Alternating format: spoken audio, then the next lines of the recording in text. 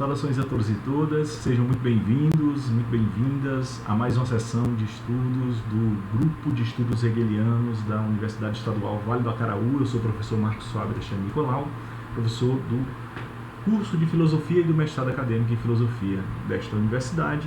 Estou acompanhando aqui esta atividade do Laboratório de Estudos Hegelianos. Nós estamos fazendo a leitura da Enciclopédia das Ciências Filosóficas, que é uma síntese do sistema de Hegel,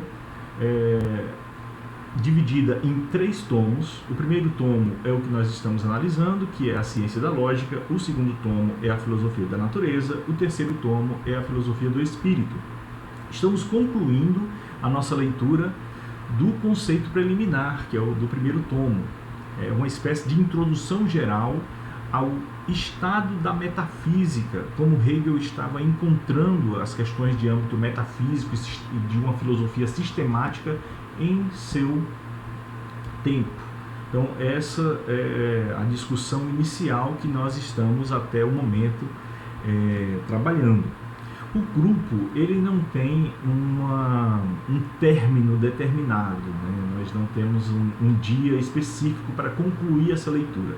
Nós estamos seguindo as discussões, porque é o que nos interessa mais. Então, nós vamos fazendo a leitura dos parágrafos e das notas, fazemos os comentários, tiramos algumas dúvidas, lançamos muitas dúvidas, que são coisas muito importantes, tanto para mim quanto para muitos pesquisadores aqui e quem assiste também. Muitas vezes a leitura solitária, ela não nos permite, principalmente, ter dúvidas sobre o texto. É muito interessante quando você faz a leitura com várias pessoas e as pessoas com quem você lê, elas têm a iniciativa de fazer determinadas perguntas sobre questões que você passou batido, que você realmente não faria essas questões, não faria essas perguntas. Então, eis a importância da leitura em conjunto. Da mesma forma como perguntas novas podem ser suscitadas, diferentes perspectivas de resposta, diferentes interpretações ao texto também são muito interessantes, são questões muito interessantes, né, que acontecem nos grupos de estudo. E é por isso que o grupo é um momento muito rico para ser trabalhado aqui, diferentemente de uma aula, de uma palestra, de um congresso, onde você já tem ali uma perspectiva de uma forma mais monolítica, né, mais ortodoxa ali sendo exposto para você, né? Então, no caso, vamos retomar aqui a nossa leitura do texto a partir do parágrafo 64. Nós fizemos a leitura do parágrafo 64, demos uma primeira versão e depois iríamos partir para a nota. Certo? Então, hoje nós iniciamos com a leitura da nota, partindo diretamente para o texto.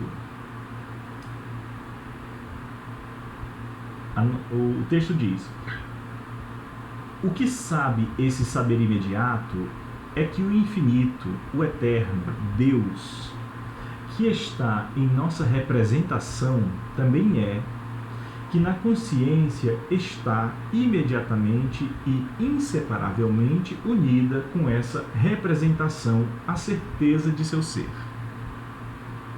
É interessante porque em algumas sessões atrás nós já discutimos o conceito de representação, já discutimos como a representação ela está vinculada à ideia de um entendimento, como o entendimento ele faz parte do movimento especulativo, do processo especulativo.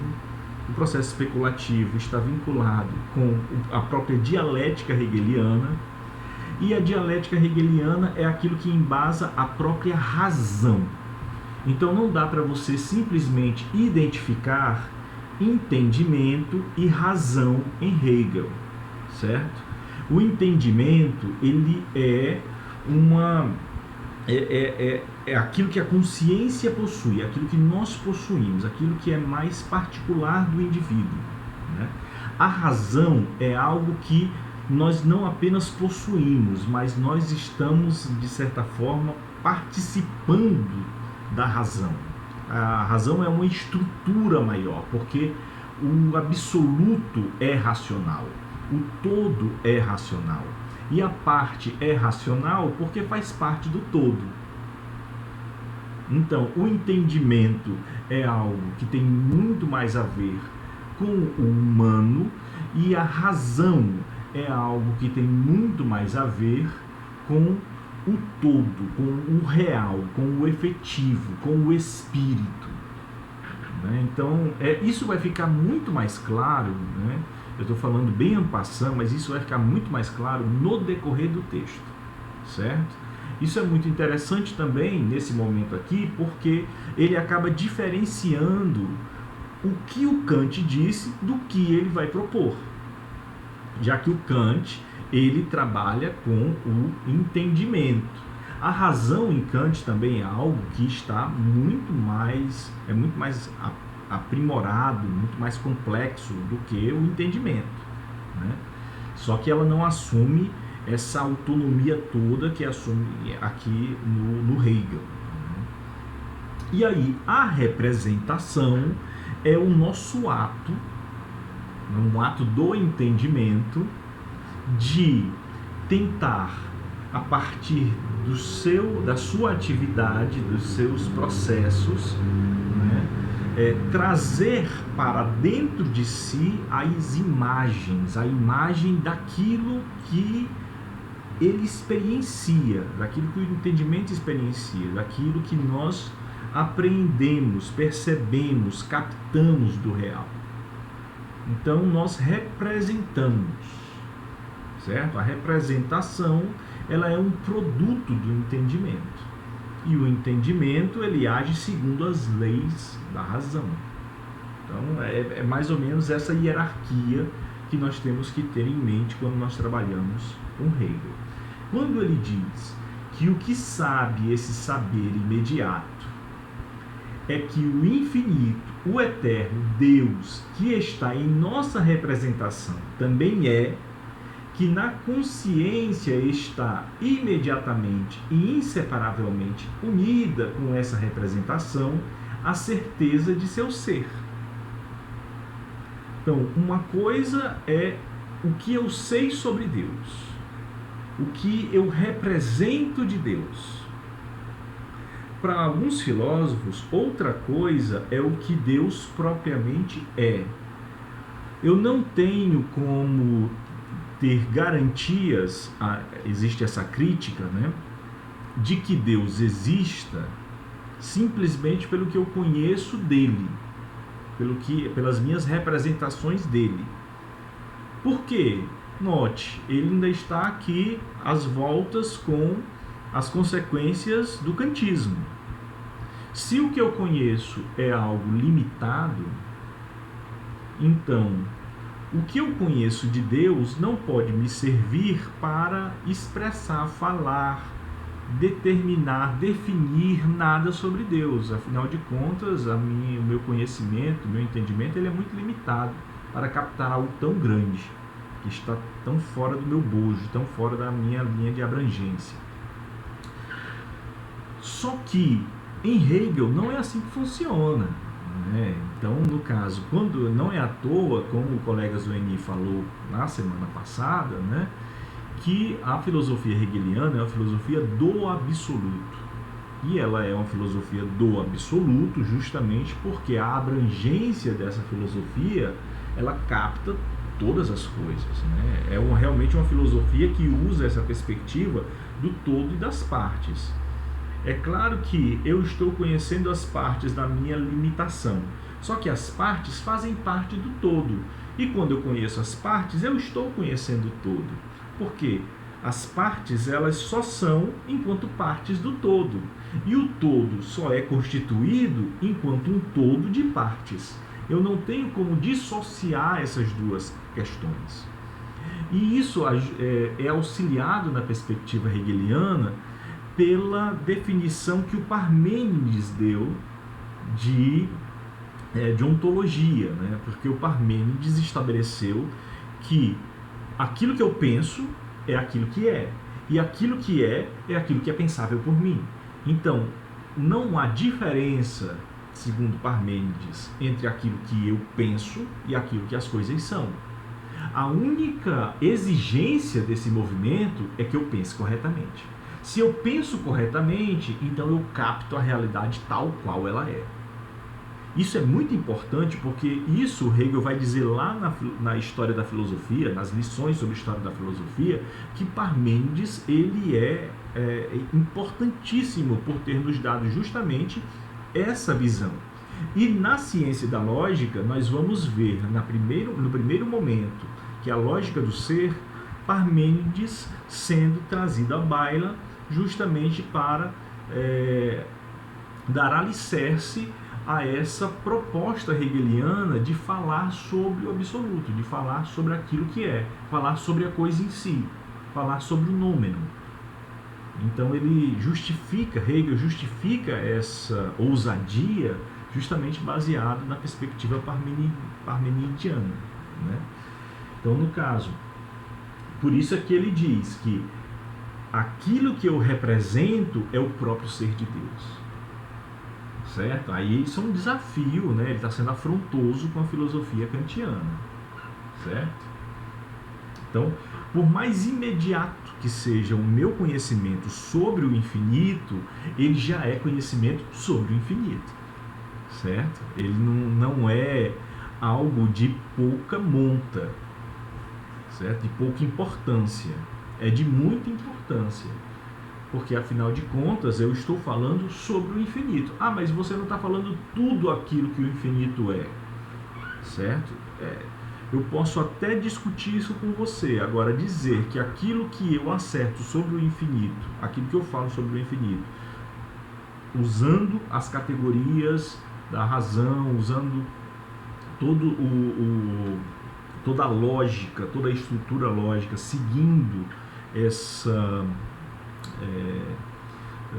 seguindo essa forma de conhecer correta que a dialética me propõe, dizer que isso não é certo, que não é verdade, isso daí não cabe. Eu estou falando a verdade, certo? Eu estou captando a verdade. E se eu posso... esse é o final da fenomenologia do espírito. Eu nunca canso de dizer isso. O saber absoluto, ele é algo sempre que está à mão, certo? Sempre para aquele que passou pelo caminho da experiência e da consciência, você sempre vai estar com o saber absoluto à disposição. Não que você vai saber de tudo, você não ganha onisciência com o saber absoluto. Você ganha capacidade de análise e compreensão, certo? É isso que você vai conseguir ter. Então, nós somos capazes de filosofar sobre tudo. Então, o Hegel, ele retira essa amarra kantiana e nos lança num processo de conhecimento que ele é absoluto naquilo que nos cabe, né?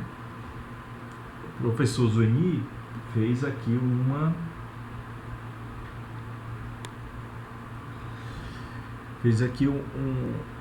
uma contribuição. Deixa eu ler aqui. A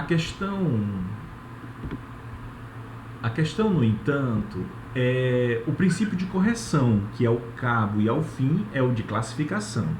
Para Cirne Lima, o princípio de classificação é a própria ordem do universo. Perfeito. Justamente, aí o problema ele não é mais se eu consigo saber. A questão agora é como é que eu garanto que o meu saber ele passou pelo crivo da razão. Então, o tribunal da razão, que é algo que é uma terminologia que é muito aplicada na modernidade, né? Como é que eu submeto o meu conhecimento ao tribunal da razão? Como é que eu garanto? Eu preciso de uma instância garantidora de conhecimento. Essa que é a questão. E para eu compreender isso, eu pensar abstratamente, eu pensar dialeticamente, eu pensar especulativamente é uma condição. Eu sou condicionado a uma reflexão dialética para ter uma compreensão total, uma compreensão que abrange, né, tudo, para eu chegar à grande síntese, que é outra terminologia do Cirne Lima, que é muito importante, né? Chegar à grande síntese. Chegar à grande síntese é justamente compreender esses processos, compreender o processo. Não é compreender o começo, nem o desenvolvimento, nem o final. É compreender todo o processo. Se eu compreendo todo o processo, eu sei como devo me portar diante daquilo que eu estou me propondo a conhecer. Lembra quando a gente estava aprendendo matemática e nós achávamos muito interessante só dar a resposta, né? E os nossos professores diziam, não é só dar a resposta, você tem que me mostrar que você sabe fazer. Então você tem que sempre me mostrar o cálculo para eu saber se você chegou a essa resposta com convicção, com ciência, com consciência, e se você sabe o porquê que o resultado foi esse, né? Então, no caso, é mais ou menos essa perspectiva. A gente sempre precisa ter convicção de todos os cálculos, todos os processos, todo o caminho que foi percorrido. Não importa somente o final, né? Essa ordem é aferida pela dialética ascendente, anabases, e pela descendente, catabases, né? Isso mesmo, né? Isso mesmo, é justamente dessa perspectiva que eu estava falando em relação à questão de a gente depende da dialética. Então, os livros do Cirne Lima, o sistema de Cirne Lima, né, nós podemos dizer assim, ele está calcado justamente em evidenciar essa proposta da dialética, né? Esse pensar dialético, certo? Então, esse é um ponto, nós temos que ter isso muito em mente para entender o que vai ser feito daqui para frente. Note que o Hegel ainda não começou a nos apresentar nada assim muito profundo, ainda não é o sistema hegeliano aqui. Aqui ele está confrontando já a metafísica de seu tempo, tá? Vamos para a nota. Na nota ele diz: o que menos pode vir de algum modo à mente da filosofia é querer contradizer essas proposições do saber imediato. Poderia antes felicitar-se de que essas velhas proposições suas, que até mesmo exprimem seu conteúdo universal completo, se tenham tornado, em certa medida, também preconceitos gerais da época, embora de uma maneira de certo não filosófica. Melhor, pode-se apenas admirar de que alguém pudesse supor que fossem opostas à filosofia essas proposições. Que proposições seriam? Primeira, o que é tido por verdadeiro é imanente ao espírito. Foi dito no parágrafo 63. E também no 63 foi dito: a verdade é para o espírito. De um ponto de vista, é particularmente interessante a proposição de que, com o pensamento de Deus, está ligado imediatamente e inseparavelmente seu ser. E com a subjetividade que o pensamento tem primeiro, está ligada à objetividade. Com certeza, a filosofia do saber imediato vai tão longe em sua abstração que não só com o pensamento de Deus está ligada inseparavelmente sua existência, mas também na intuição. A representação do meu corpo e das coisas exteriores está ligada com sua respectiva existência. Certo? Então, note, é interessante que o Hegel ele trabalha aproveitando os conceitos que os sistemas anteriores deram, só que ele mostra, depois que ele demonstra a importância e a relevância, ele mostra que eles são insuficientes, que eles precisam de complementação, que o processo ele tem que continuar, certo? É de uma obra do professor Eduardo Luft de um artigo do professor Eduardo Luft, que ele vai trabalhar lá em Platão a ideia de uma dialética por insuficiência, que eu aprendi esse termo, né? A dialética ela tem uma ausência de um resultado conclusivo como condição de si, né? Condição de realização. Por quê? Porque quando ela chega a uma síntese, quando ela chega a um resultado, ela percebe que esse resultado, ele não dá conta ele não se fundamenta de uma forma total, ele precisa ser complementado, precisa ser continuado. Uma nova questão se impõe.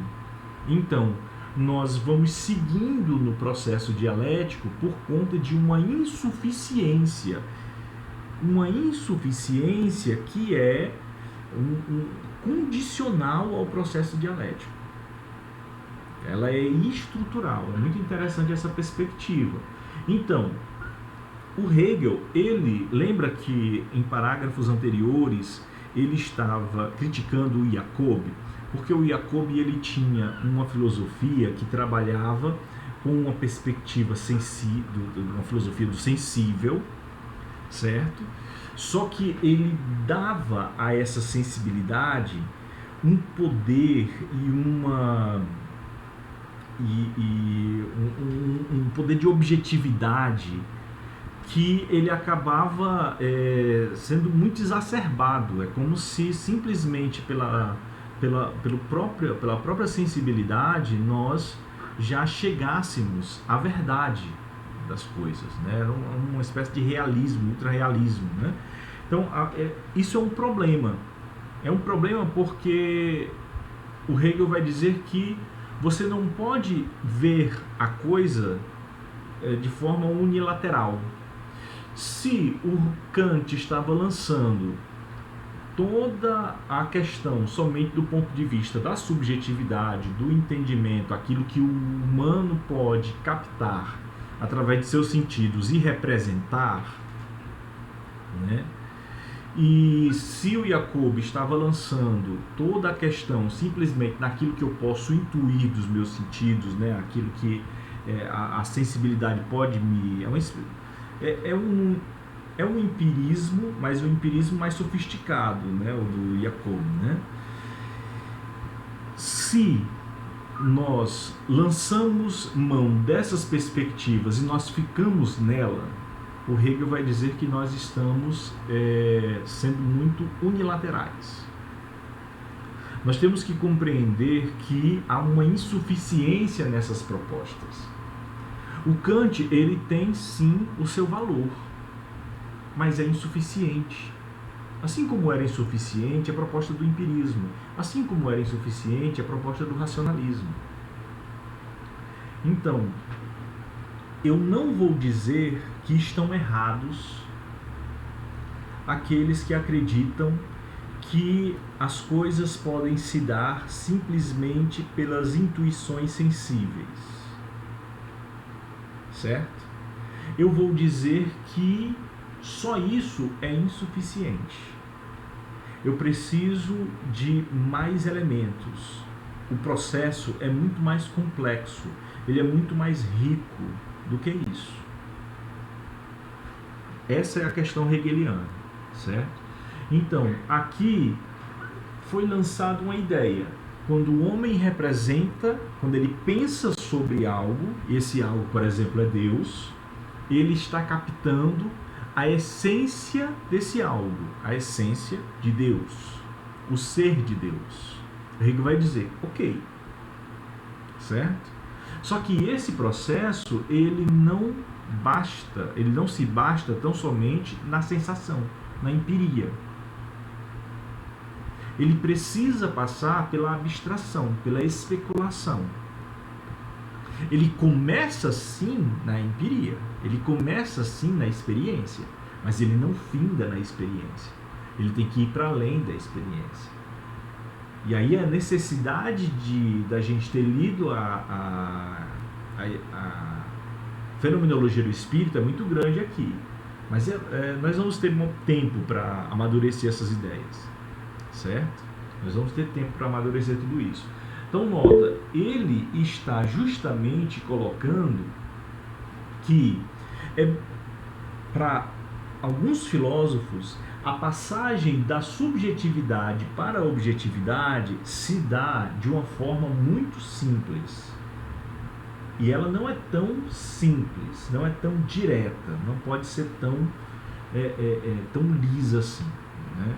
Ela é um pouco mais complexa, certo? Subjetividade e objetividade fazem parte de um mesmo processo, mas fazem parte de um processo. Não é que a subjetividade engole a objetividade, nem o contrário, que a objetividade engole, suplanta a subjetividade. As duas fazem parte de um processo dialético. É isso que ele vai querer mostrar, certo? Então a gente está acompanhando aqui uma linha de argumentação que está considerando o que já foi falado. Nada disso daqui é Hegel ainda, mas o Hegel está dizendo, olha, isso daqui tem um motivo de ser, eu não vou abandonar isso de pronto, mas não é só isso. Mas eu acho interessante essa ideia de que quando eu penso algo, eu já capto a essência desse algo. A minha subjetividade capta a objetividade, certo? O professor Zueni colocou aqui mais um ponto aqui, olha só. O problema é que, como temos conversado, Hegel fechou o ciclo temático explícito da transcendência, pois a extrusão do sujeito substância hegeliano não equivale nem à catabasis cristã, nem à processão plotiniana. Nesse sentido, fico pensando se a horizontalidade do pensamento de Hegel dá conta dessa universalidade por ele punhada. Quanto mais quando se quer desenvolver mais do que uma epistemologia, uma ontologia, né? Para todo mundo acompanhar aqui essa perspectiva que o professor Zueni está lançando aqui, né? Note, a proposta do Hegel é que não dá para você diferenciar a epistemologia da ontologia. Um estudo sobre o conhecimento, ele acaba me lançando num estudo sobre o ser, certo? Então, episteme e ontologia, né, e ontos, né, o estudo sobre o ontos, elas acabam se identificando, é sobre a mesma coisa que eu estou trabalhando. Então, nessa perspectiva hegeliana, a passagem para outros âmbitos também é algo que é coextensivo. Quando eu vou discutir a questão do ethos, da ética, ou da polis, do político, né, da res pública, da coisa pública, eu simplesmente estou continuando uma mesma discussão que foi lançada pela busca do ser, certo? Então, quando eu estou procurando belo, então questões de ordem estética, política, ética, lógica, epistemológica, ontológica, todas elas fazem parte de um sistema só. Essa é a proposta hegeliana. Então, minha primeira preocupação, Hegel pensava, né? Minha primeira preocupação é estabelecer uma ontologia. Essa ontologia segue uma lógica. Essa lógica é possível de ser captada justamente por uma epistemologia. Quando eu capto essas três aí, essas três ciências principais filosóficas, eu sou capaz de passar para uma discussão ética, estética, política e todas as demais áreas da filosofia, certo? Então, no caso, essa é a discussão hegeliana. Que o professor Zueni lança aqui a questão de que essa proposta hegeliana, ela não pode simplesmente ser assumida sem um pouco de crítica, né? E realmente houve inúmeros intérpretes e críticos que demonstraram certos limites ou certos problemas dessa perspectiva hegeliana. Uma delas está justamente nessa perspectiva posta aqui pelo professor Zueni, né? Porque o Hegel, ele retira da sua ideia de sujeito essa unilateralidade. Eu estou usando esse termo então para manter essa didática na minha exposição, vou continuar com essa perspectiva. Retira essa unilateralidade do sujeito em relação ao objeto. Sujeito e objeto, que é o conceito de substância hegeliano, eles estão em relação intrínseca. Não existe sujeito sem objeto, não existe objeto sem sujeito. Um constitui o outro, certo? Então, a substância, que é aquilo que fundamenta, dá a base à existência de toda e qualquer coisa, né? Substância é aquilo sem o qual algo não vem à existência, certo? É aquilo que subjaz, está por baixo das coisas. A substância hegeliana é justamente a unidade sujeito e objeto. Tanto é que o Ernest Bloch, ele tem um livro, o livro dele sobre Hegel recebe justamente o nome Hegel, sujeito e objeto.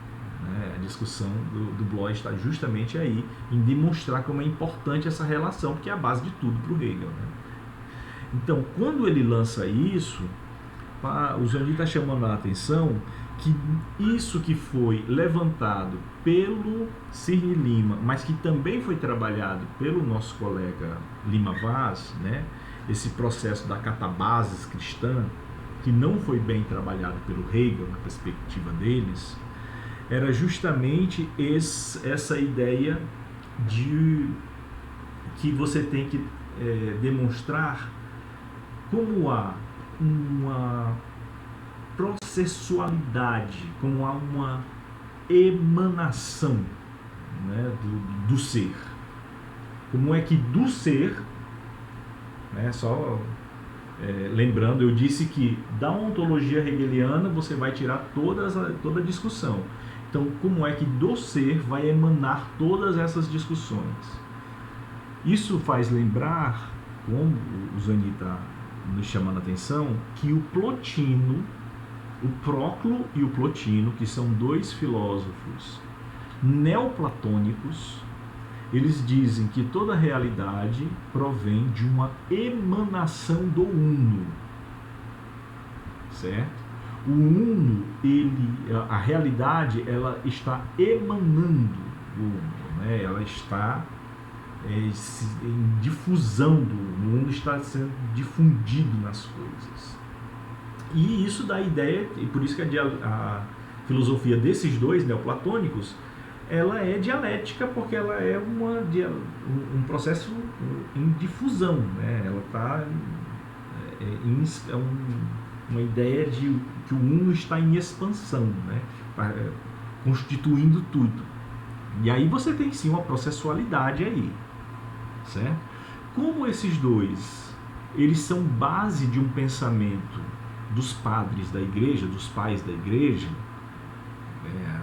todo o medievo, eles vão, principalmente o medievo de tradição patrística, eles vão beber muito nessa fonte neoplatônica.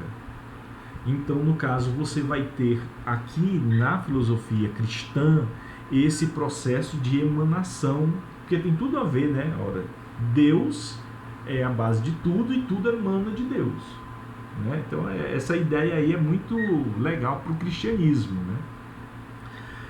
O Hegel, ele não está tomando isso com a devida importância, porque para ele esse processo dialético, ele perpassa as coisas, certo? Mas ele não tem necessariamente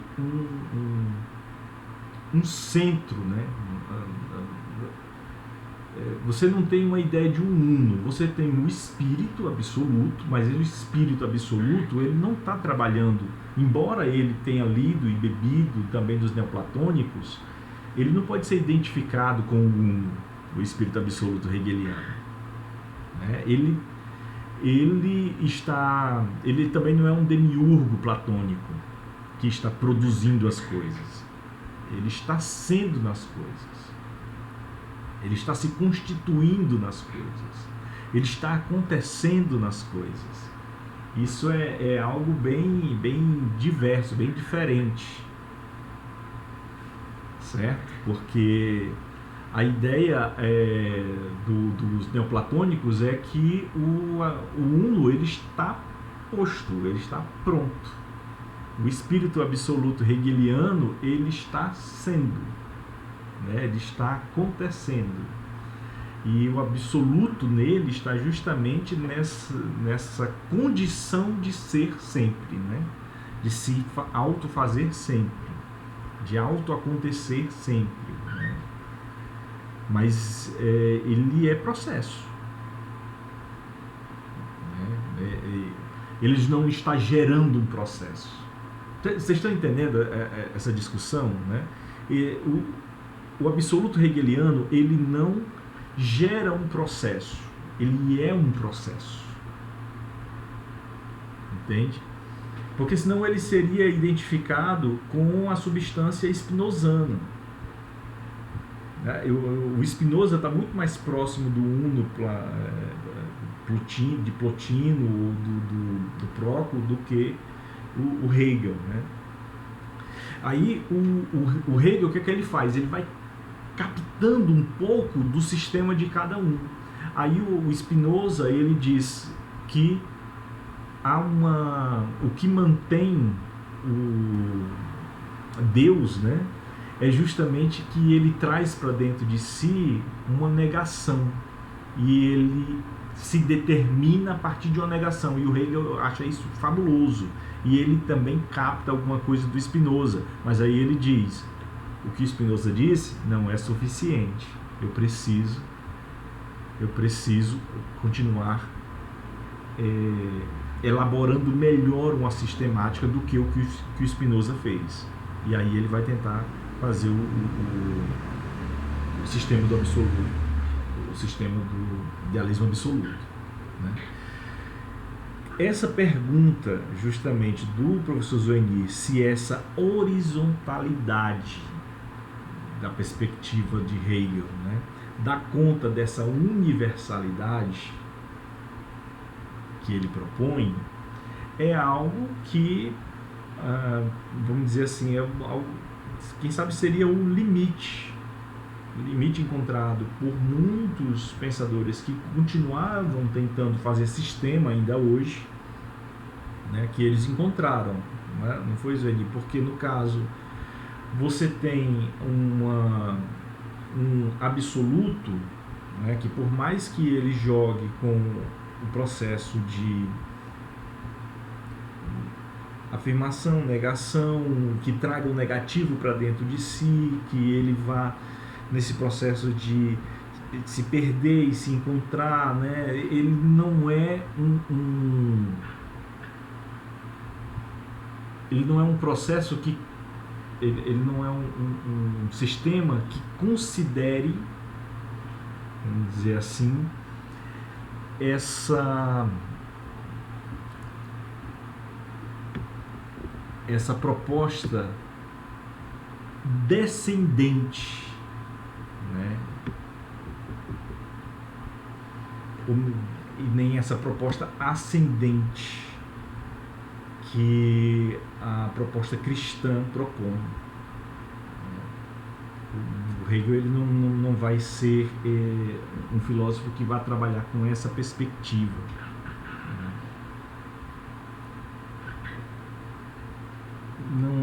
Não saberia dizer aqui, nesse momento, se... Não saberia rebater nesse momento, a partir da leitura hegeliana até o momento, se nós teríamos uma resposta a essa crítica da horizontalidade. Acho que ela virá mais à frente, mas é interessante que ela surja aqui, né, para nós trabalharmos isso. Continua o professor Zoeni. Quanto mais... certo, aqui. Minha influência vaziana sempre me leva a um excesso ontológico, que não acontece com Hegel. O Deus de Hegel morreu na cruz, né? O Deus de Hegel morreu na cruz. Na verdade, o Deus hegeliano, ele é um Deus, como a gente já discutiu aqui, que ele não tem esse processo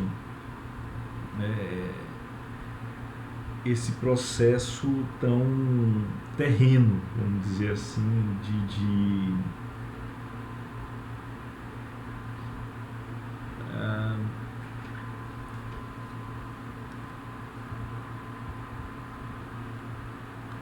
porque no caso, o Deus hegeliano, a Sexta-feira Santa hegeliana, né, que tem esse artigo, né, a Sexta-feira Santa hegeliana, ela tem essa importância, a morte de Deus, mas ela nem é só simbólica, ela é ontológica, né? Ela é um momento de autoconhecimento, de reconhecimento de Deus.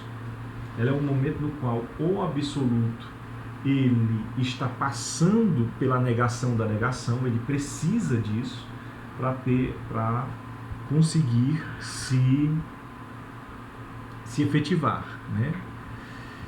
Então, no caso, esse valor do Deus hegeliano, que é um Deus que não está querendo salvar ninguém, ele está querendo simplesmente efetivar-se no mundo, até porque o mundo ele é um processo de sua autoexpressão, de sua realização, então não há motivo do mundo ser salvo.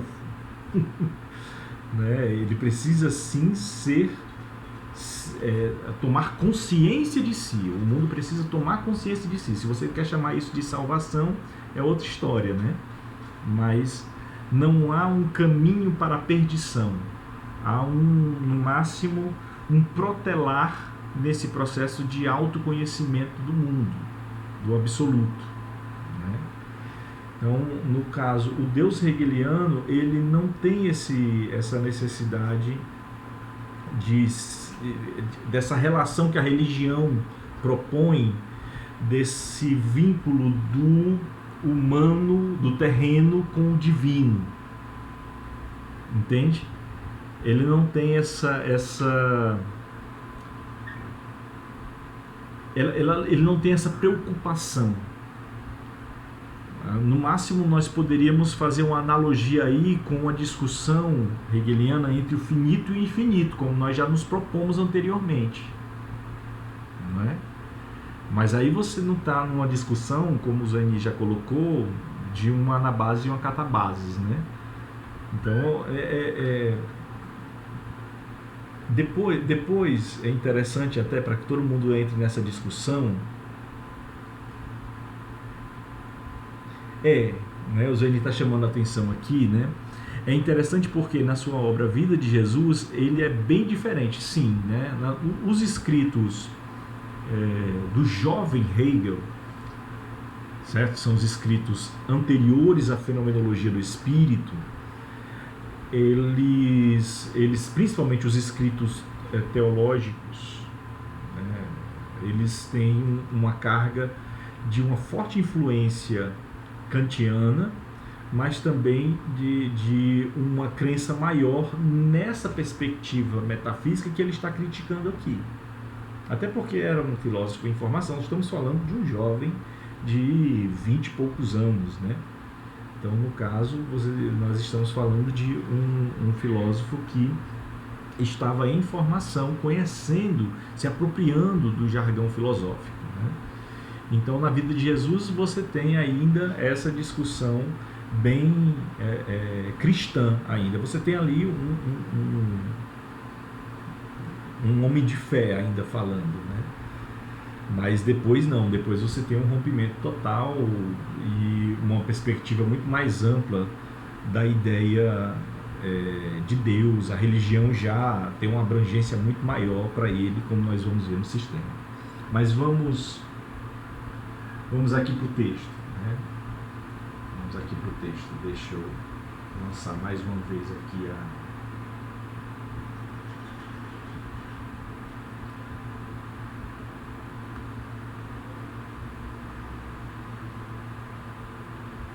tela.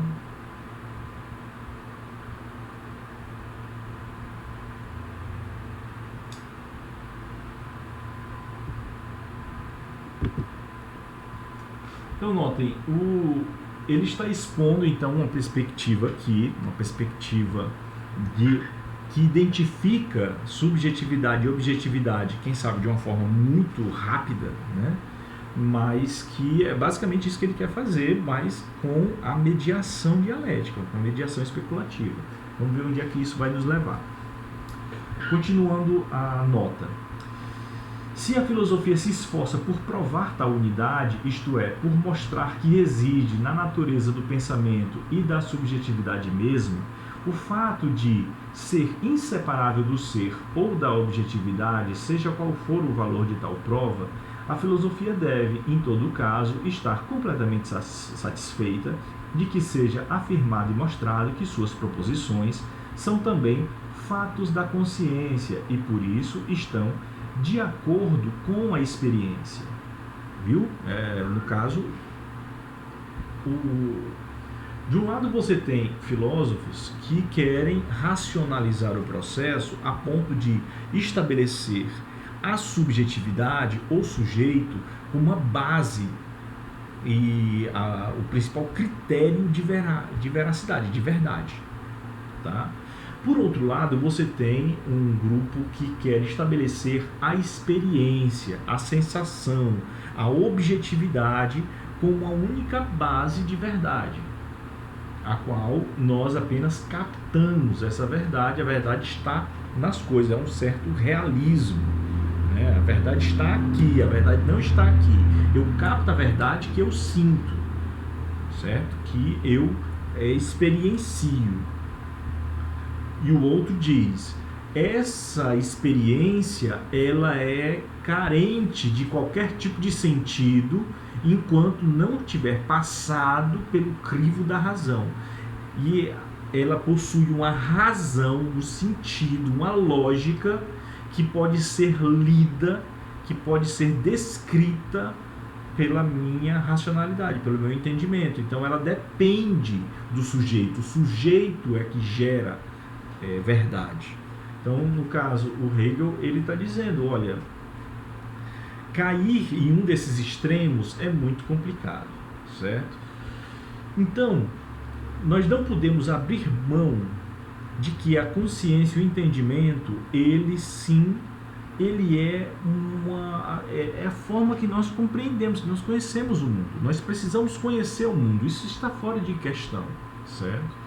Mas também está fora de questão, você tem que convir comigo, que esse processo ele depende da experiência. Eu não tenho como jogar fora a experiência. Certo? Então, concordamos, vamos acordar, né, concordar com isso. Certo? Vou fazer esse acordo. Aí ele segue. A diferença entre o afirmar do saber imediato e a filosofia reduz-se somente a que o saber imediato assume uma posição excludente ou uma posição em que se opõe ao filosofar. Mas também é no modo da imediatez que já foi expressa por seu fundador essa proposição em torno da qual, como se pode dizer, gira todo o interesse da filosofia moderna. Cogito ergo sum. Penso, logo existo. É preciso nada saber sobre a natureza do silogismo, senão que se encontra um ergo no silogismo para ver naquela proposição um silogismo. Onde estaria o medius terminus? Né? E um tal meio termo pertence bem mais essencialmente ao silogismo que à palavra ergo. Caso se queira, para justificar a denominação, chamar essa conexão posta por Descartes um silogismo imediato, essa forma supérflua não significa outra coisa que uma conexão não mediatizada por nada de determinações diferentes. Mas então, a ligação do ser com nossas representações, que a proposição do saber imediato exprime, não é nem mais, nem menos um silogismo. Então, basicamente o que ele está querendo nos dizer aqui, né,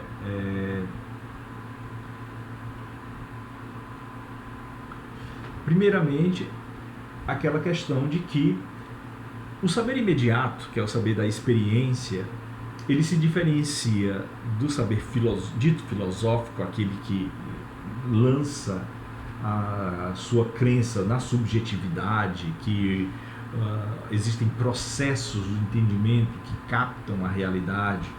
Então, de uma forma bem simples, né, aquilo que nós aprendemos em livros de metodologia científica, que existe o senso comum e que existe o conhecimento filosófico, né? Então, o conhecimento do senso comum, ele capta as coisas diretamente pelas opiniões que ele tem sobre as sensações, e o conhecimento filosófico é aquele que tem uma certa criticidade sobre aquilo que ele percebe do mundo e tudo mais e tal. Então, a filosofia seria mais ou menos essa nossa capacidade crítica de apreensão da realidade, e o conhecimento do senso comum, esse saber imediato, ele capta as coisas e acredita que aquilo que ele sente, aquilo que ele percebe é diretamente o que a realidade é. Parece que há aí um argumento por exclusão, né, que um exclui o outro, e não devemos pensar assim. Ponto. Depois ele vai dizer que quando o Descartes ele cunha a sua expressão, né, famosa, né, cogito ergo sum, penso, logo existo, né, o ergo, que é o logo aí, né, que é a conexão aí, né, que é aquilo que une, que faz o silogismo, né, essa conexão, esse meio termo, ele parece ser algo que se dá de uma forma muito imediata, que não existe um processo nisso tudo, certo? Que você tem aqui um vínculo direto entre o pensar e o existir. Quando Descartes faz isso, e quando você assume essa fórmula do Descartes sem nenhum tipo de criticidade, mediação, quando você não aplica a tal da criticidade filosófica também sobre uma formulação filosófica, você não está se diferenciando em nada daquele que age pelo senso comum, do saber imediato. Então, o Hegel, ele está só chamando a atenção, nota que ele está mostrando a insuficiência dos argumentos.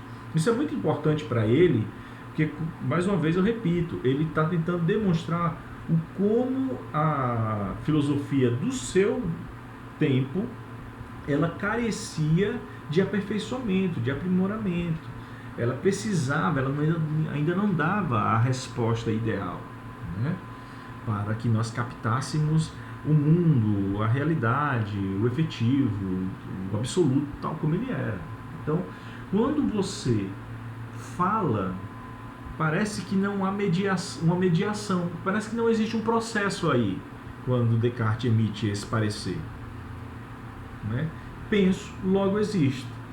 Ora, entre o pensar e a certeza da existência, existe uma mediação, existe um processo, existe toda uma instância de garantir, para garantir a verdade, certo? E esse processo que garante a verdade passa pela sensação, pela experiência, pela criticidade, pela metodologia dialética, né?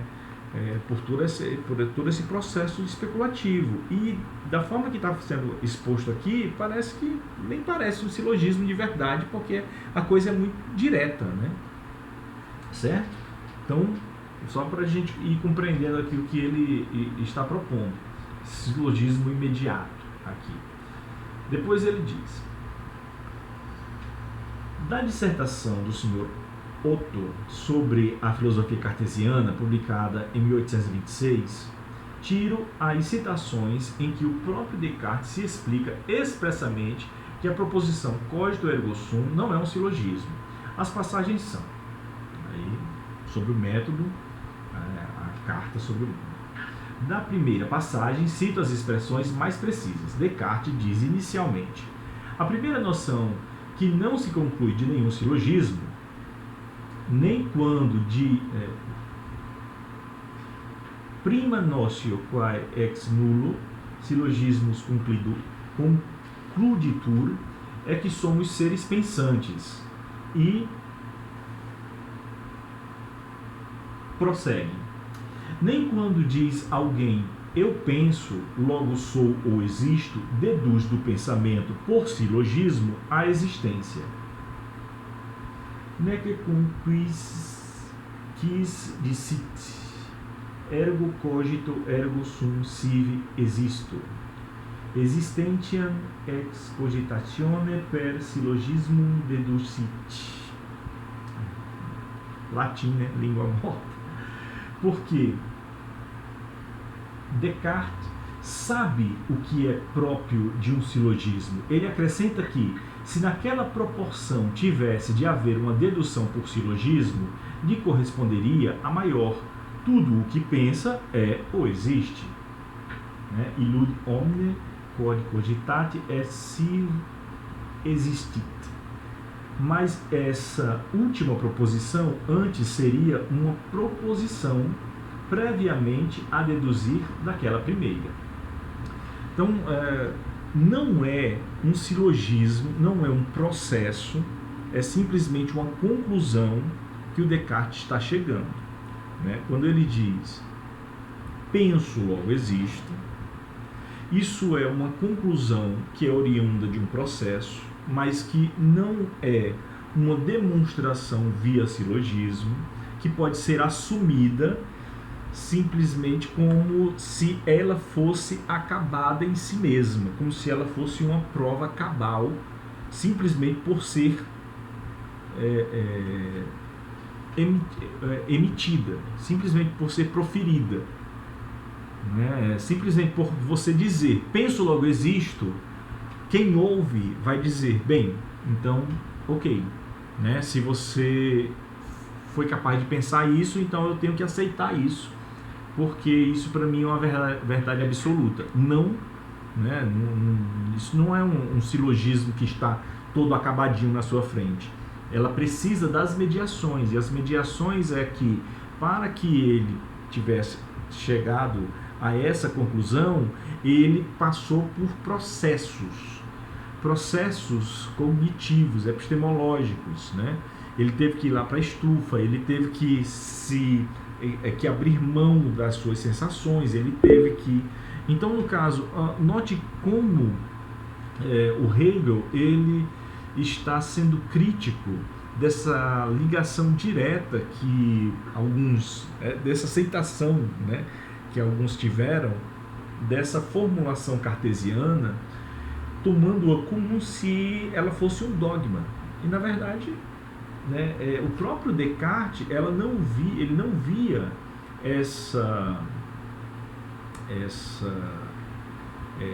frase, né, essa conclusão, como algo acabada por si mesma, como se, olha, não precisa mais ler meu livro, basta você saber ou entender toda a minha reflexão, basta você ler, penso, logo existo, que você já vai entender tudo aquilo, né? Ela é uma sentença, né? Nos pequenos frascos é que estão os melhores perfumes, pois pronto, a minha filosofia toda se reduz a essa frase. Não foi isso que Descartes disse, né?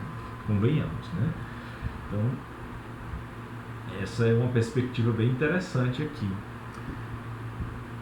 No chat se colocou a seguinte questão. A questão em Hegel, o professor Zani, né? A questão em Hegel, ao que parece, é que a representação e a realidade é conectada pelo silogismo que parece imediato. Em última instância, entretanto, o que acontece é que o intento de realizar um princípio, uma representação, produz o seu contraditório.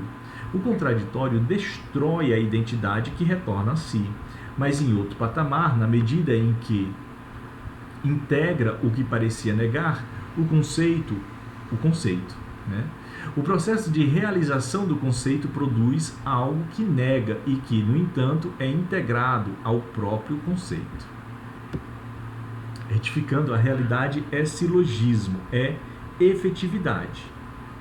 Não, essa última questão aqui, Zoe, ela é para o Hegel muito importante. Afinal de contas, o último momento da ciência da lógica que nós vamos enfrentar, na ciência da lógica nós vamos enfrentar a doutrina do ser, a doutrina da essência e a doutrina do conceito.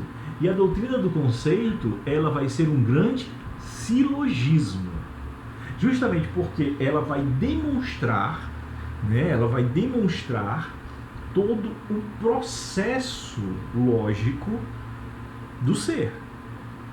Ela não vai ser meramente o que o Hegel está dizendo, né? É muito interessante. Eu agradeço muito pela sua colocação, porque é justamente a importância do Hegel estar dizendo isso, porque parece uma crítica gratuita a Descartes, e não é.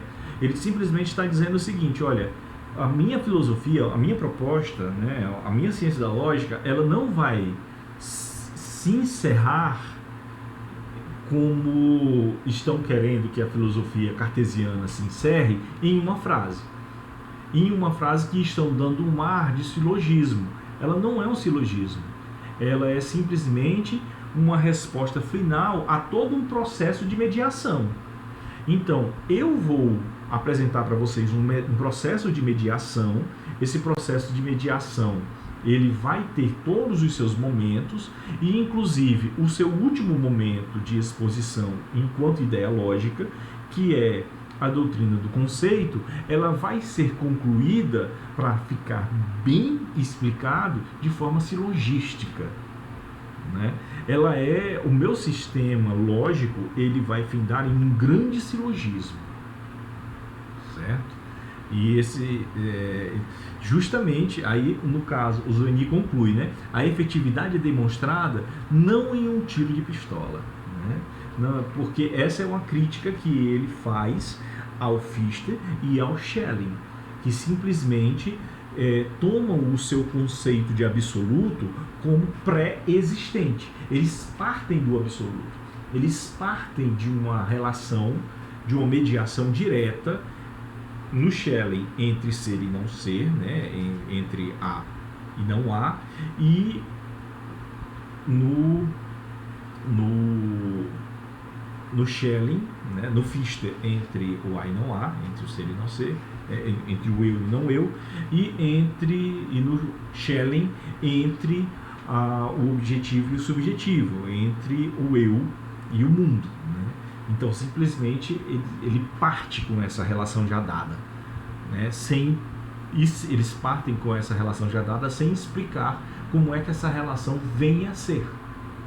E ela vem a ser de forma silogística. Ele vai demonstrar isso, certo? Aí ele conclui a nota dizendo: as expressões de Descartes sobre a proposição da inseparabilidade de mim como pensante e do ser, a saber que a intuição simples da consciência está contida e dada nessa conexão, que essa conexão é algo absolutamente primeiro, o princípio, o que há de mais certo e de mais evidente, de modo que não se possa representar um ceticismo tão enorme a ponto de não admitir isso.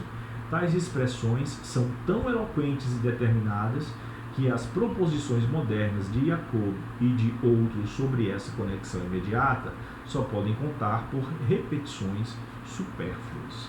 Então, para ele, o Descartes, ele já tinha exposto isso, ele já tinha solucionado isso, né?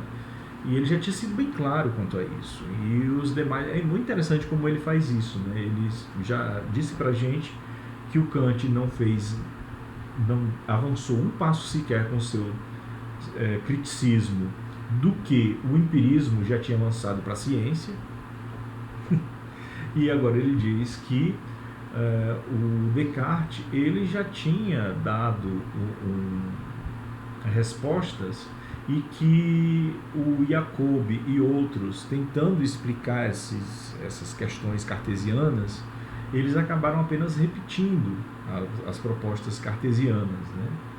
Então, essa inseparabilidade entre eu, enquanto pensante, e enquanto ser das coisas, daquilo que existe, daquilo que é, né? Enquanto o que eu penso e o que as coisas são, isso daí já estava dado em Descartes. Né?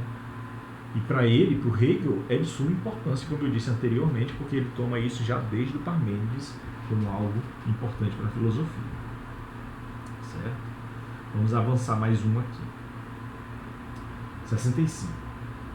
Esse ponto de vista não se satisfaz com ter mostrado a respeito do saber mediatizado que, tomado isoladamente, é insuficiente para alcançar a verdade, mas sua peculiaridade consiste em que, segundo ele, o saber imediato, só tomado isoladamente com exclusão da mediação, tem por conteúdo a verdade.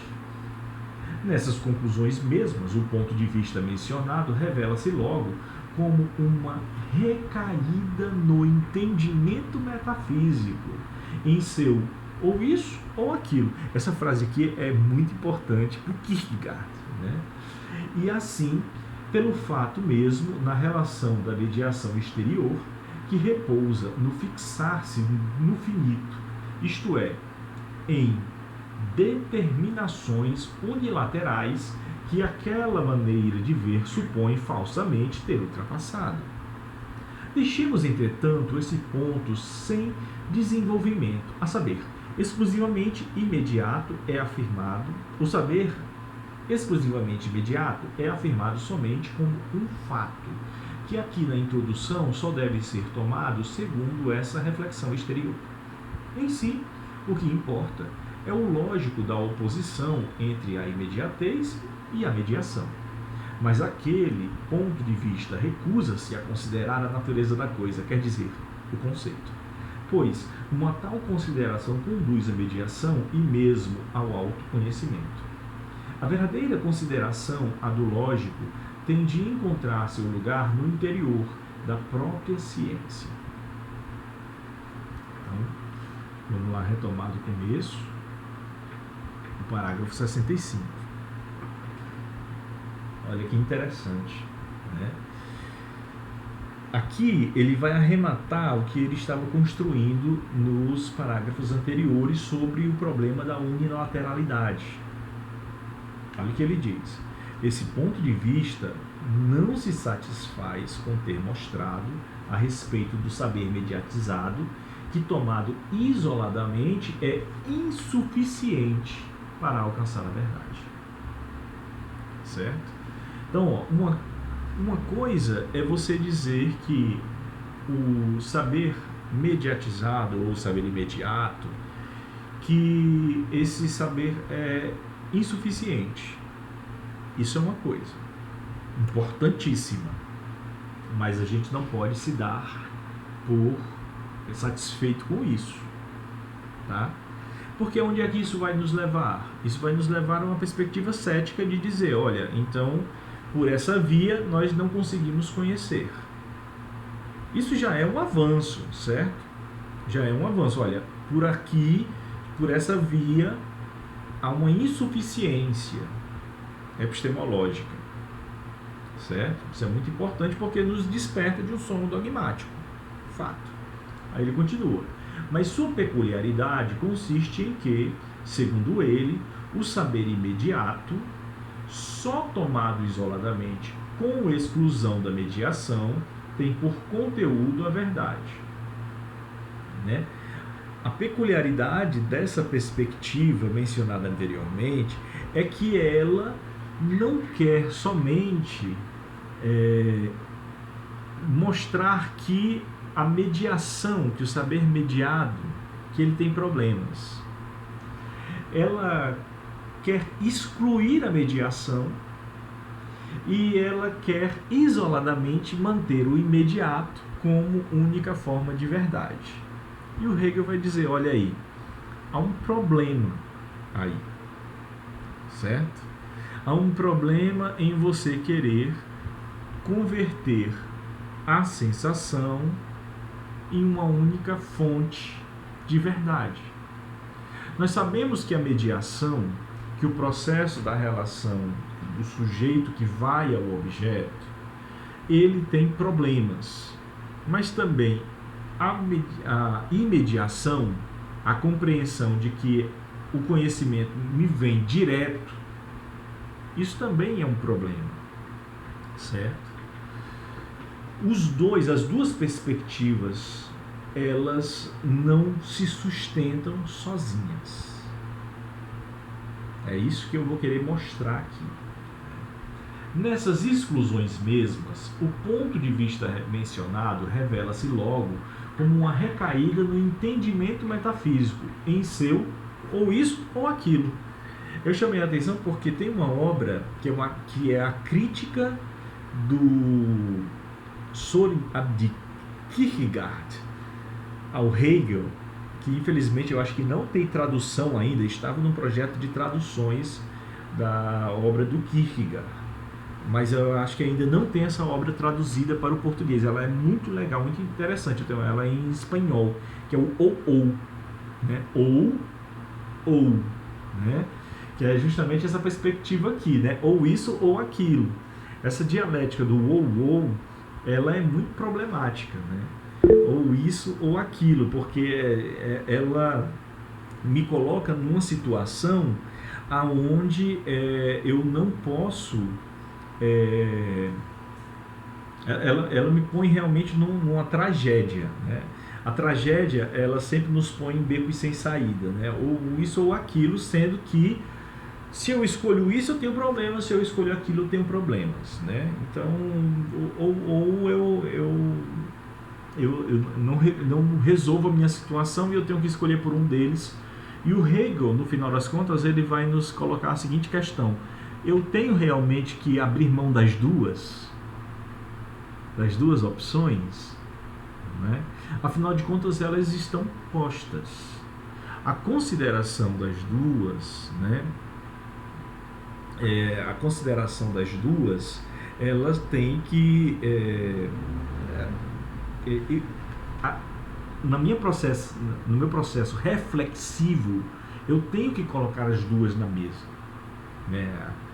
A imediatez e a mediação, elas fazem parte da minha solução, da minha busca por respostas. Eu não posso ficar nem só com a imediatez e nem só com a mediação. Isso é uma regra metodológica para nós entendermos o que o Hegel vai propor. Professor, mas isso é difícil. E é por isso que nós temos um grupo de estudos, é por isso que nós temos uma faculdade de filosofia, né? É por isso que nós temos uma disciplina no curso de filosofia de idealismo alemão, né? Então, no caso, é por isso que existem estudos pós-graduados em filosofia, aonde você pode trabalhar de forma mais especializada com filosofia metafísica, com ontologia, com dialética, com Hegel, né? Com a ciência da lógica, porque justamente essas questões, elas cobram de nós uma atenção maior, né? Então, eu estou estudando essas questões, né? Eu estou estudando isso desde 2002, né? 2002, 2004 ali, eu inicio a leitura de Hegel, né? E eu continuo encontrando muitas cascas de banana nessas leituras hegelianas, né? Porque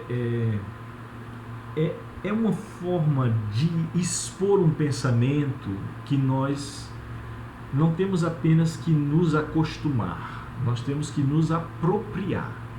E essa é a dificuldade. Por quê? Por que é uma dificuldade? Porque nós temos que nos apropriar também da forma kantiana de pensar. Nós temos que nos apropriar também da forma cartesiana, da forma lockeana, da forma sartreana. Então é meio assim, sofrido o processo do historiador de filosofia, né? Daquele que se propõe a estudar filosofia. Porque você tem que aprender a filosofar conhecendo a filosofia de quem lhe precedeu, né? no final das contas, não é que existe um modelo de filosofar, mas existe um esforço de filosofar, uma atividade filosofante, e você tem que ir aprendendo com quem a exerceu. E o Hegel a exerceu dessa forma, né? E o nosso desafio é isso, é acompanhar essa reflexão. Concordar com ela é outra questão. Eu concordo em muitas coisas com o que o Hegel propôs, né? E eu acho muito interessante, porque casa direitinho com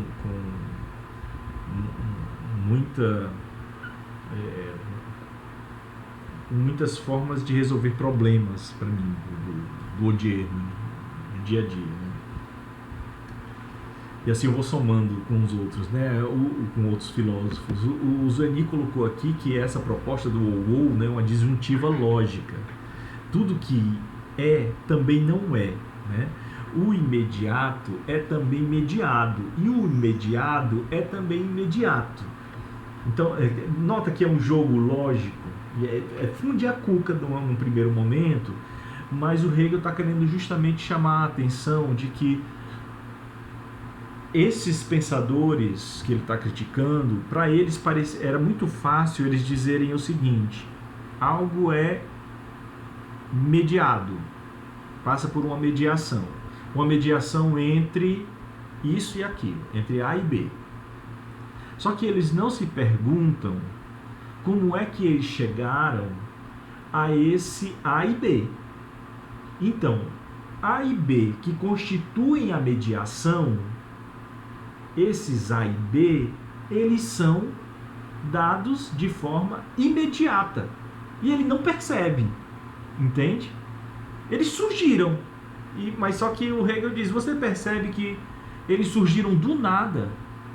Então, os elementos da sua mediação, no caso do Fichte, o Fichte diz que existe um eu e existe um não eu, certo? Só que aí o Hegel, ele questionaria ao Fichte, de onde é que surgiu o eu e o não eu? Aí o Fichte diria, eles são a base da realidade. E o Hegel, platonicamente, né, socraticamente, ele diria, eu não estou perguntando o que eles são, eu estou perguntando de onde eles vieram. Como é que você chegou a esses dois? E aí ele iria justamente dizer que isso não é uma questão, porque eles já estão postos. E aí o Hegel diria, essa sua mediação entre eu e não eu é um imediato.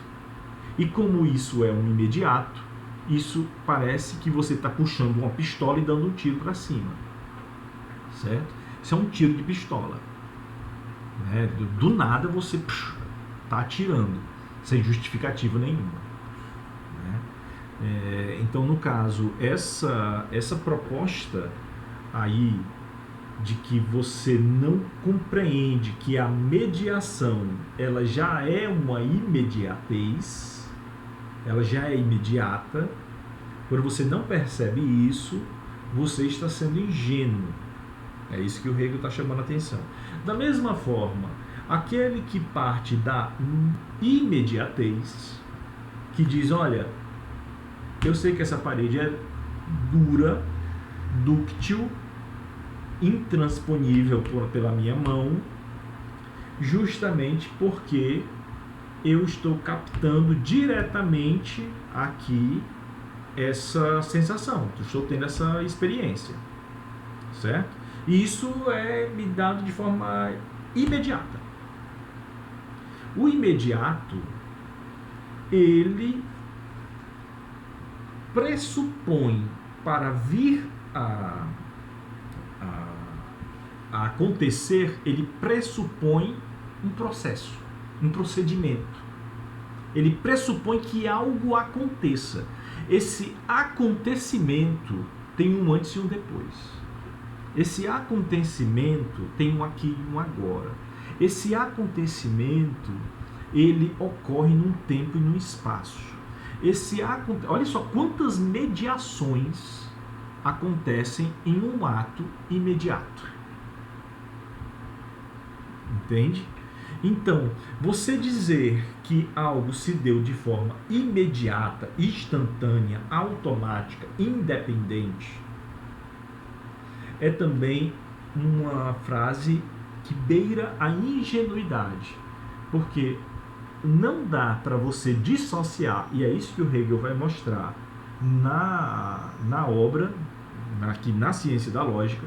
Ele vai mostrar que você não tem como pensar o imediato sem o mediado. Da mesma forma, você não tem como pensar o mediado sem o imediato. Isso é muito difícil de ser compreendido, mas isso é muito necessário, porque senão você não consegue filosofar, você não entende a dialética. E não entendendo a dialética, você não pensa dialeticamente e você não consegue compreender o mundo. Zoini completa, a disjuntiva é ou. Hegel critica isso, pois todo imediato é mediado ou mediatizado. Algo é porque não é outra coisa. Mas essa oposição não equivale a uma inseparabilidade. Pelo contrário, é inseparabilidade na oposição. As coisas, elas não são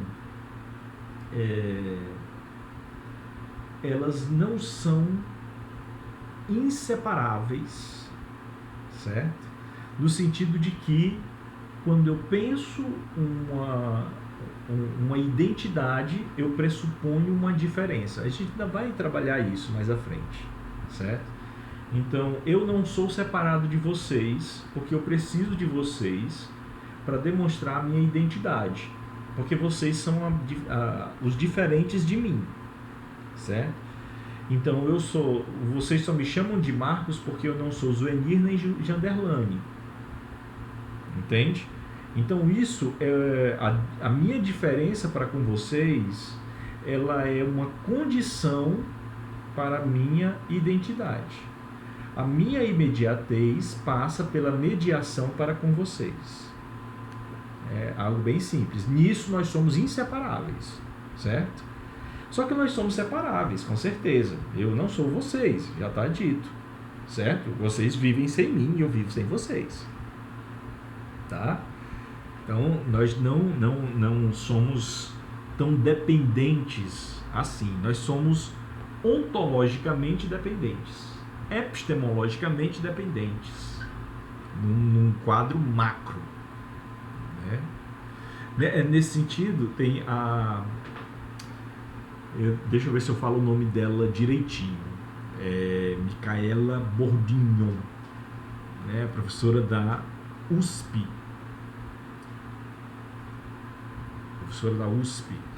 Ela trabalha justamente desde a tese dela, né? Ela tem vários artigos sobre isso, justamente sobre essa perspectiva ontológica hegeliana. Ela tem textos muito bons sobre essa questão. Não diria que são os mais fáceis, mas eu diria que são muito bons, certo? Aconselho para vocês, depois eu posso fazer uma seleção e apresentá-la para vocês. E ela tem discussões nos encontros sobre filosofia alemã da USP. Teve um encontro onde ela faz essa apresentação, certo? Algumas das apresentações dela são em língua inglesa, mas tem como você colocar a legenda, tá? Então é nesse ponto aí que o Hegel está trabalhando. Aí ele continua. Nessas exclusões mesmas, o ponto de vista mencionado revela-se, então, como um ou. Assim, pelo fato mesmo, na relação da mediação exterior, que repousa no fixar-se no finito, isto é, em determinações unilaterais, que aquela maneira de ver supõe falsamente ter ultrapassado. Não ultrapassou a unilateralidade, certo? E também não é pelo fato de se fixar na finitude que ela vai garantir objetividade, né? É como se, por exemplo, o criticismo kantiano garantisse objetividade, veracidade, maior capacidade de produção e verdade, simplesmente porque ele está abrindo mão de captar aquilo que está para além das suas capacidades intelectuais, cognitivas, que no caso seria o infinito. Então, como eu estou restrito aqui a trabalhar a finitude, isso garantiria a mim objetividade e veracidade, né? Não é simples assim, vai dizer o Hegel, né? Não é isso que vai garantir, isso é falso, tá? Porque o processo continuaria problemático, ele continuaria insuficiente. O ato de conhecimento continuaria insuficiente. Aí ele continua. Deixemos, entretanto, esse ponto sem desenvolvimento. O saber exclusivamente imediato é afirmado somente como um fato, que aqui na introdução só deve ser tomado segundo essa reflexão exterior. Então, note, isso é um fato, certo? Esse conhecimento imediato que se dá pelo contato direto, esse realismo que quer conhecer as coisas direto pelo contato, pela experiência, eu não vou dizer que isso é falso, eu vou dizer que isso é insuficiente. Isso é um fato, é inegável, que quando eu conheço alguma coisa, para conhecer alguma coisa, eu tenho que ter uma relação de experiência para com essa coisa. Mas eu não tenho como,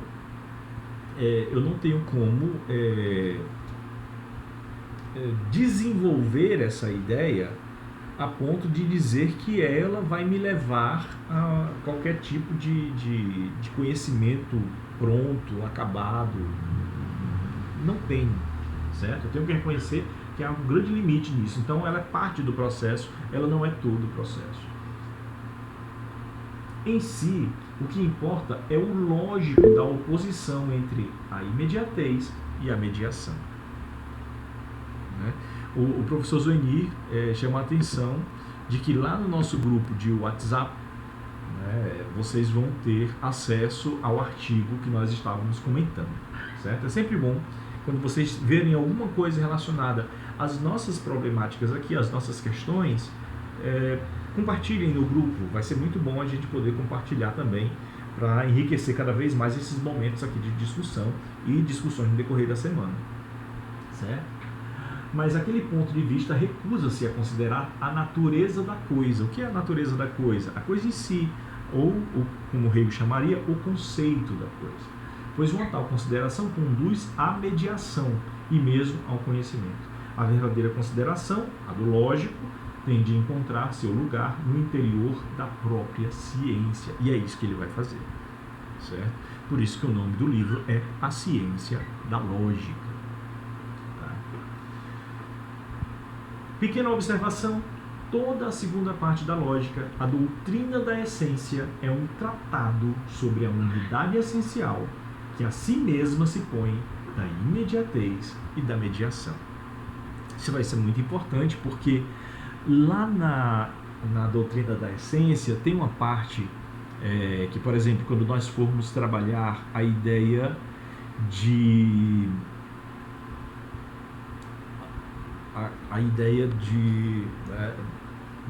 interior e exterior. Eu acho muito didático esse momento. Eu acho muito didático esse momento da doutrina da essência. A ideia do interior e do exterior. O que é o interior? O interior, ele é o exterior que foi interiorizado. É aquilo que estava fora e passou para dentro. Isso é o interior. O que é o exterior? É o que estava dentro, o que estava interiorizado e foi exteriorizado. É aquilo que estava dentro e foi para fora, certo? Então, quando eu tento conceituar o que é o interno, eu preciso do externo para explicar o que é o interno. O interno quando é que eu digo que algo está interno? Quando ele não está externo. Quando é que eu digo que algo está externo? Quando ele não está interno. No processo da realidade, uma coisa se exterioriza. Se ela se exterioriza, ela está em um ato, em uma atividade, em uma ação. É um verbo. O verbo exteriorizar.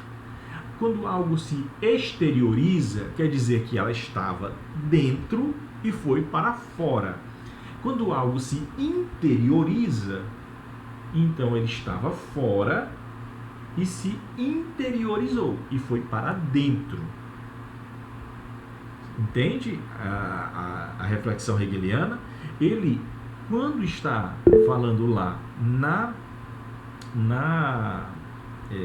doutrina da essência, ele está falando sobre o processo de a exposição do ser, o ser fenomênico, o ser enquanto fenômeno, o ser que aparece, o ser que surge.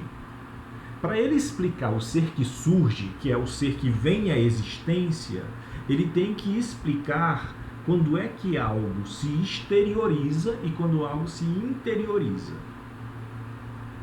Certo?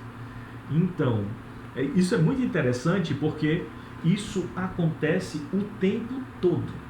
Certo? Note, quando você chegou no curso de filosofia, a filosofia ela estava fora, ela era externa a você, certo? Ela era externa a você enquanto quê? Enquanto conteúdos filosóficos, certo? Você precisava das leituras, você precisava das aulas, você precisava de todas essas mediações. Você precisava das discussões, das conversas, dos debates, você precisava das palestras, dos eventos, dos textos, da escrita. Você precisava desse processo daquilo que é externo a você ser interiorizado por você. Certo? Aí, quando você está concluindo o curso de filosofia, você vai e você passa em tudo e você recebe o seu diploma, ele simboliza o processo de interiorização da filosofia enquanto profissão pelo egresso, certo? Então, houve um processo de interiorização de algo que era externo.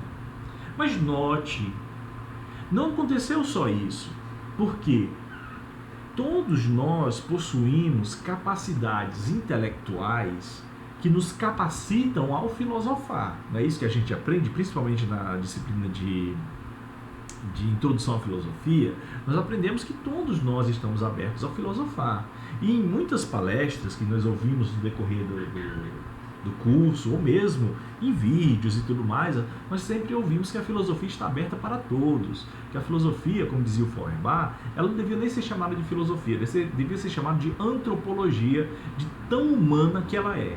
Então, no caso, essa proposta aí é uma demonstração que o ato de filosofar, que a nossa capacidade de filosofar, ela estava interna, e à medida que nós fomos participando das aulas, que nós fomos respondendo às provas, escrevendo nossos textos, fazendo apresentação de trabalhos em eventos, conversando com nossos colegas a respeito das disciplinas, conversando com amigos, mesmo sozinhos, pensando, interpretando textos filosóficos, nós acabamos fazendo o quê? Exteriorizando a filosofia ou o filosofar que existia em nós. Então, no caso, no final das contas, o fenômeno que é o estudante de filosofia, ele é fruto de um processo tanto de exteriorização quanto de interiorização. O que foi que eu fiz? Eu demonstrei que os fenômenos, isso mesmo, input, output, né? Então, no caso, é tanto de entrada quanto de saída. Então, a mediação e a imediação, o interno e o externo, o negativo e o positivo, eles compõem realidade. É isso que o Hegel está batendo na nossa cabeça, assim, abrindo um buraquinho com uma broca e querendo jogar lá dentro. Essa é a verdade na nossa cabeça, e ele vai ficar martelando isso durante o livro inteiro, entende? Então, é isso que a ciência da lógica vai tentar fazer com a gente. Vai tentar nos mostrar para que nós sejamos capazes de olhar um fenômeno no mundo. Eu acabei de usar essa lógica no fenômeno aluno de filosofia, mas você pode usar isso no preço do macarrão, você pode usar isso numa partida de futebol, você pode usar isso em todas as coisas, nas falas dos seus pais, num programa de televisão, você pode fazer isso em tudo, certo? Utilizar essa perspectiva de você entender como esse processo de mediação e imediação, ele compõe realidade. Era assim que o Hegel via as coisas, né? Eu acho muito interessante que é como se... Deixa eu encerrar aqui. É como se o Hegel estivesse nos levando para uma nova realidade, entende? Tem um filme, eu sempre gosto de dizer novamente essa experiência. No filme Entrevista com o Vampiro, tem um momento em que o personagem do Brad Pitt, que eu sempre esqueço o nome dele, ele é transformado em vampiro pela primeira vez. E ele anda pelo jardim, que ele já tinha andado por aquele jardim outras vezes. Só que quando ele anda pelo jardim transformado em vampiro, a visão do vampiro é outra, né?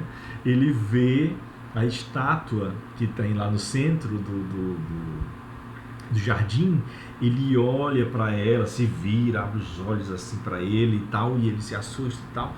E o mundo, ele passa a ter outras cores, ele passa a ver coisas que ele não via anteriormente, justamente porque é essa perspectiva que o diretor do filme quer demonstrar. O mundo humano, para ele, não existe mais. Ele está vendo agora o mundo sobre a ótica do vampiro, né?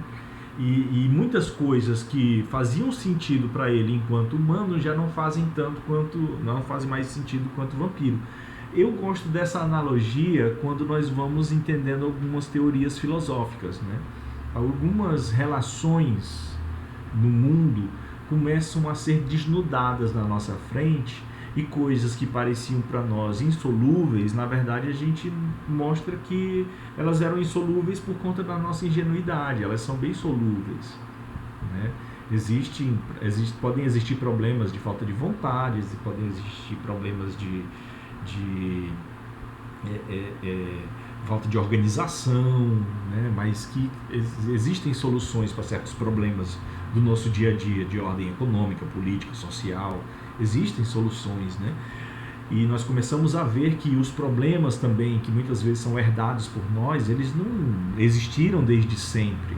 Houve um momento em que alguém decidiu fazer o mundo girar desta forma, e nós, por conta dessa girada, nós assumimos determinados problemas, mas nada nos impõe que seja assim daqui para frente e para todo sempre, né?